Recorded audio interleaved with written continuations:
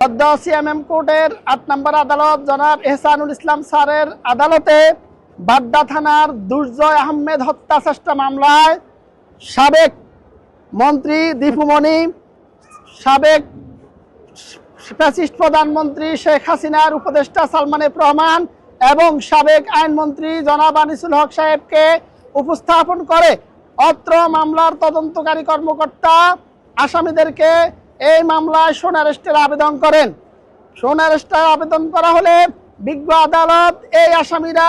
এজাহার নামী আসামি হওয়ার কারণে এবং তাদের বিরুদ্ধে সুনির্দিষ্ট অভিযোগ থাকার কারণে এই ৩ জন আসামিকে অত্র মামলায় সোন অ্যারেস্ট দেখানোর নির্দেশ প্রদান করেন। এই মামলার যিনি ভিকটিম দুর্জয় আহমেদ, তিনি বাড্ডা থানাধীন ইউলুফের পোস্ট অফিসের গলিতে আন্দোলনরত অবস্থায় বৈষম্য বিরোধী আন্দোলনকারীদের সাথে তিনি আন্দোলনরত অবস্থায় বিগত 2024 সালের 20 জুলাই তারিখে তিনি আন্দোলনকারীদের উপর যখন ফ্যাসিস্ট আওয়ামী লীগের দোসররা স্বেচ্ছাসেবক লীগ, নিষিদ্ধ ঘোষিত সংগঠন ছাত্রলীগ, যুবলীগ এবং আওয়ামী লীগের সশস্ত্র সন্ত্রাসীরা আক্রমণ করে, তখন এই আজকের ভিকটিম দুর্জয় আহমদ তার 2 চোখে গুলিবিদ্ধ হয়ে তিনি অন্ধ হয়ে চক্ষু হাসপাতালে